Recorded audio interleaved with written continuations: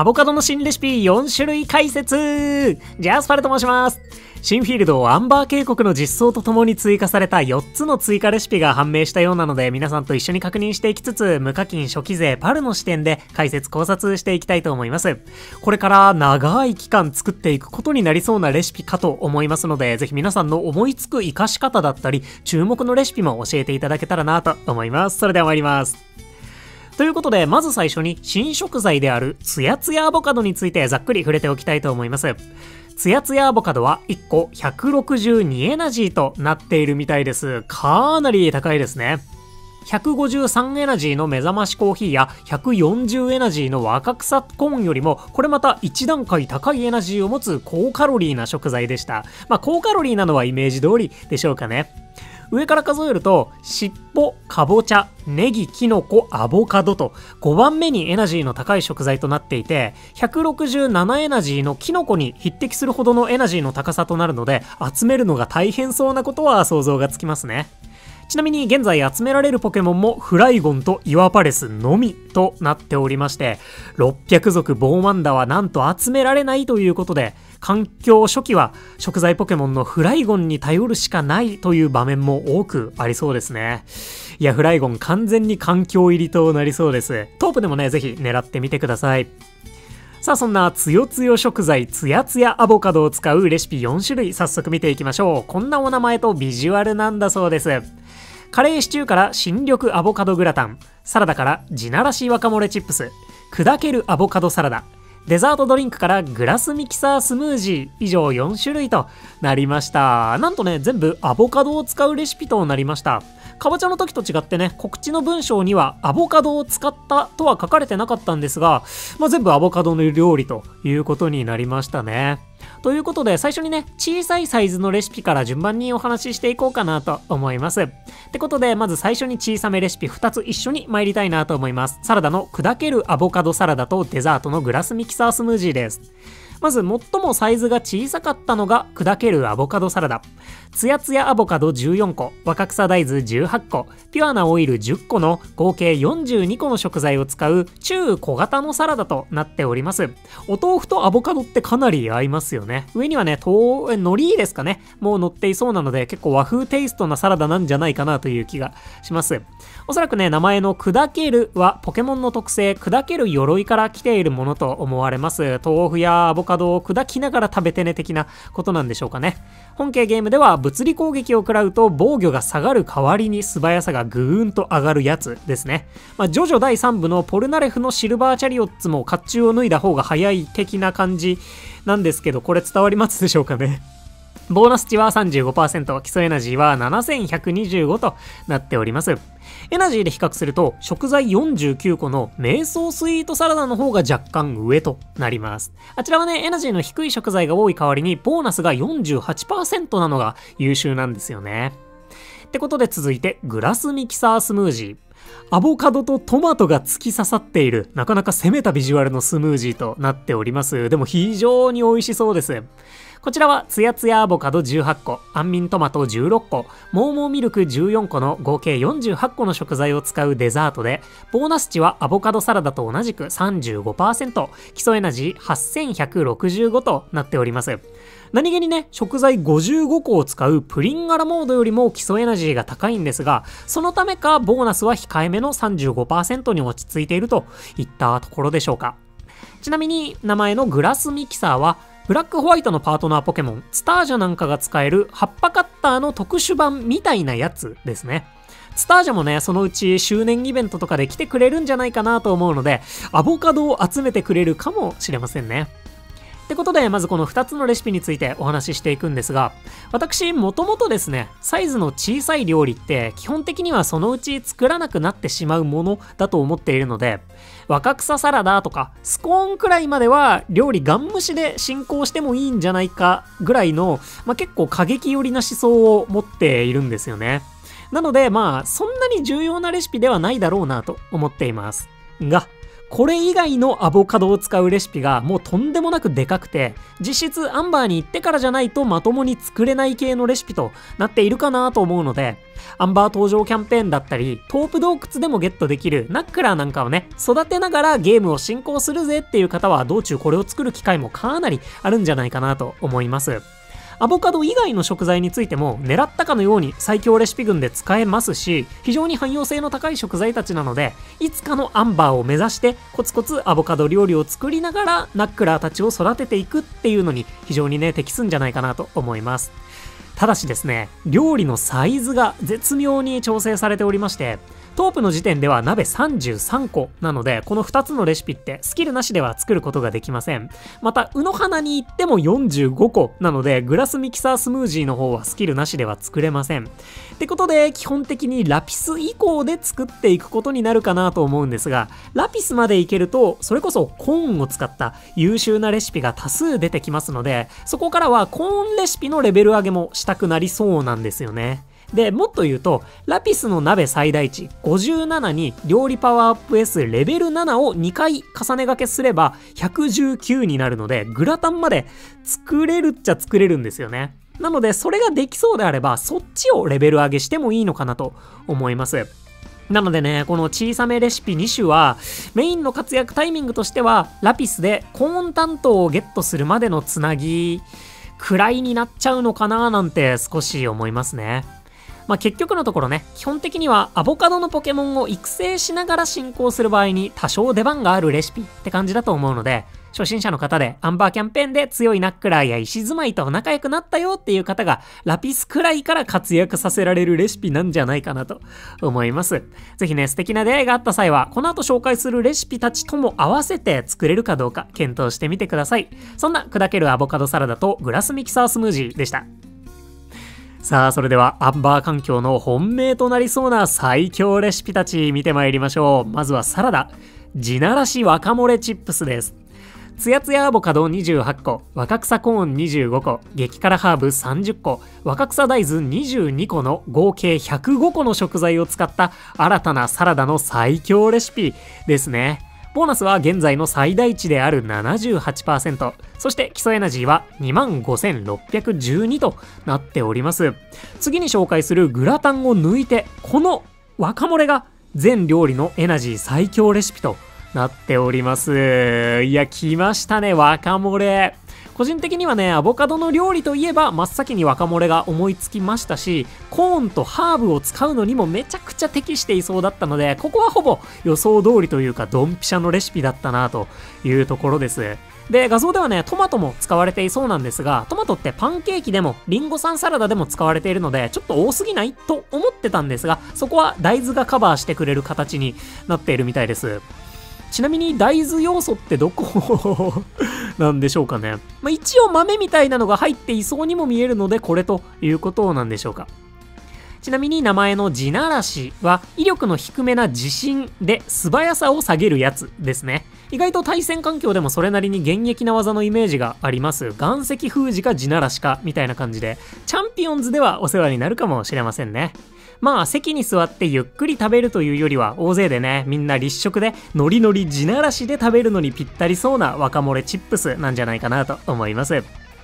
さあ、ということでこのワカモレ、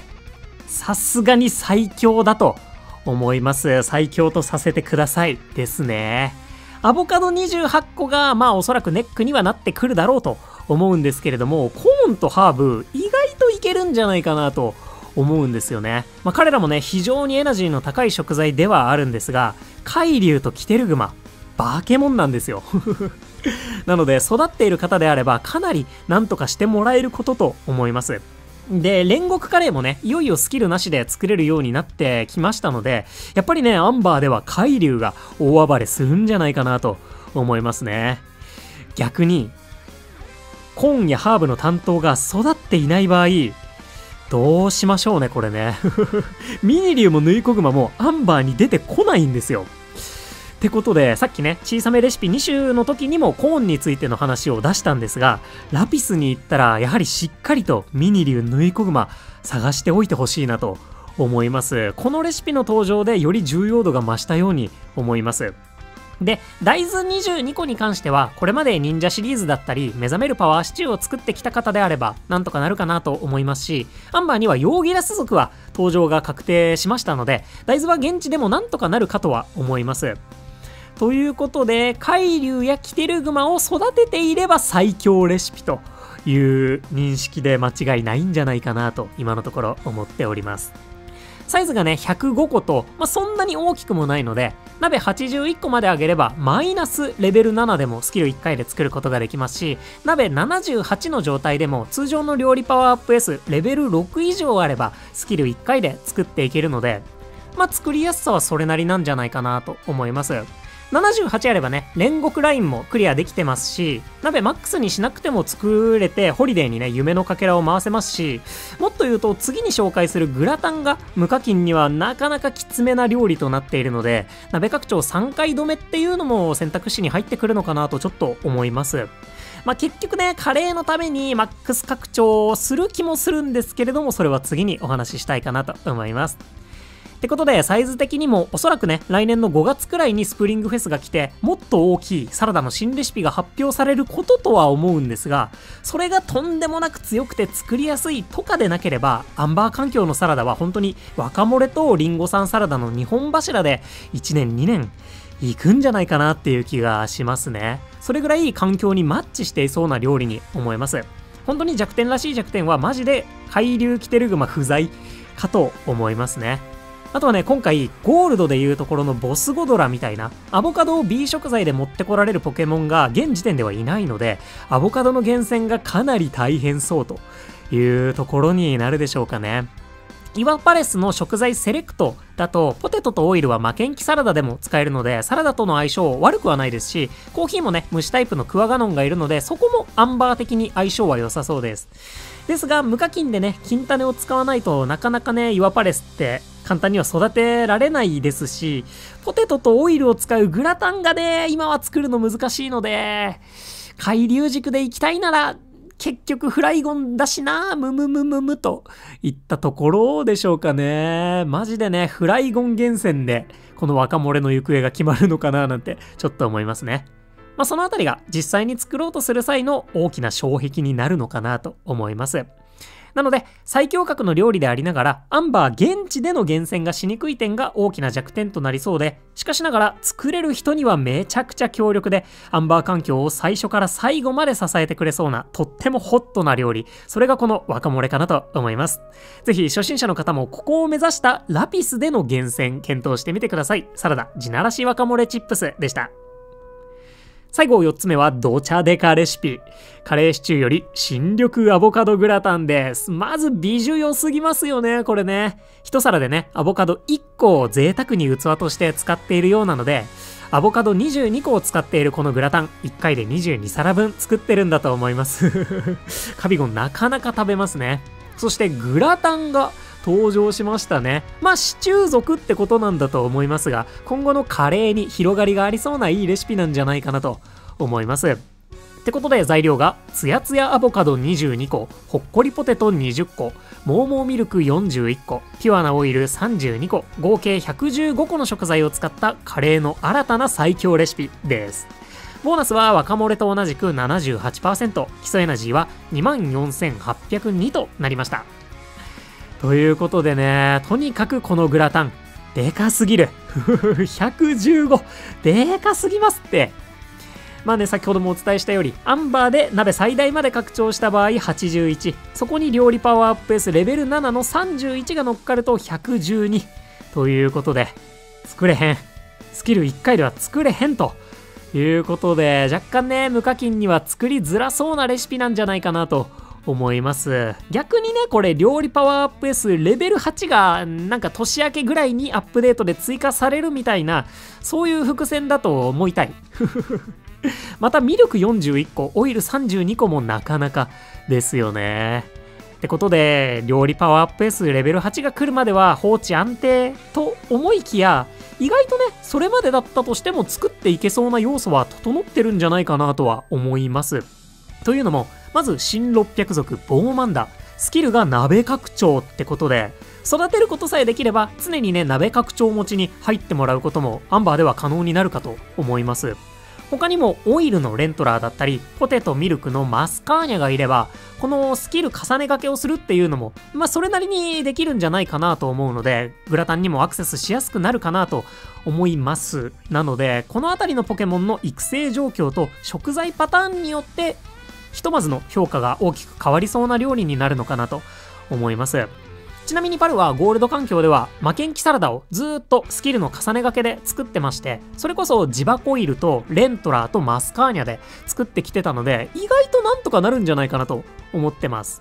で、そのあたりのポケモンがいない場合でも、鍋78以上あれば煉獄カレーがスキルなしで作れるようになって、こちらもハーブの海流大活躍、若漏れとも相性がいいってことで、そっちを主軸にしてもいいと思いますし、で、マックスのね、鍋、81まで上げると、例えばトマトレントラーの料理パワーアップ S レベル3で、目覚めるパワーシチューが作れるようになったりもするので、そっちを主軸にしてもいいってことで、意外とね、選択肢は幅広くありそうだなとは思います。なのでね、最初このレシピを見たとき、おいおいカレー、サイズバグってんじゃんって思ったんですけど、意外とね、カレー多様性のあるいい環境なんじゃないかというのを考察、解説してみて思い至っているところです。とはいえ、鍋拡張レベル8が来ないと作りづらいだろうことは変わりませんし、グラタンがカレーの最強レシピであることも変わらないので、月曜日に2食とか作っていきたくなるだろうなと思いますので、アボカドが確保できたらコツコツとレシピレベルを上げておきたい。そして料理パワーアップ S レベル8の解禁があるのかどうか注目しておきたい。そんなカレーシチューの新緑アボカドグラタンでした。といったね、4つのレシピ見てきたんですけれども、いかがでしたでしょうか。もうね、無課金目線だとズバ抜けて若漏れが優秀そうで、グラタンがね、それなりに作りづらそうなので、しばらくはコツコツレシピレベルを上げながら、主軸にしていく料理は、煉獄カレーとすき焼きカレー、リンゴさんサラダと若漏れ、デザートはパンケーキとかでいけたらなぁと頭の中ではね思ってるんですけれども、実際にアンバーで過ごしていく中で何が作りやすいでしょうかね。今後ね、シアン EX とかも、いずれ追加されていくものと思いますので、ぜひね、皆さんの気になったレシピだったり、このポケモンがいるからこのレシピを狙うの良さそうじゃないなどなどね、コメント頂戴できますと幸いです。またね、課金プレイヤーさん目線でのグラタンの評価なんかもお待ちしております。そんなアボカドレシピの解説でした。ということで、ここまでご視聴いただきまして誠にありがとうございました。お相手パルでした。よろしければ動画にグッドやハイプ頂戴できますと動画制作の励みとなります。いつも本当にたくさんの応援ありがとうございます。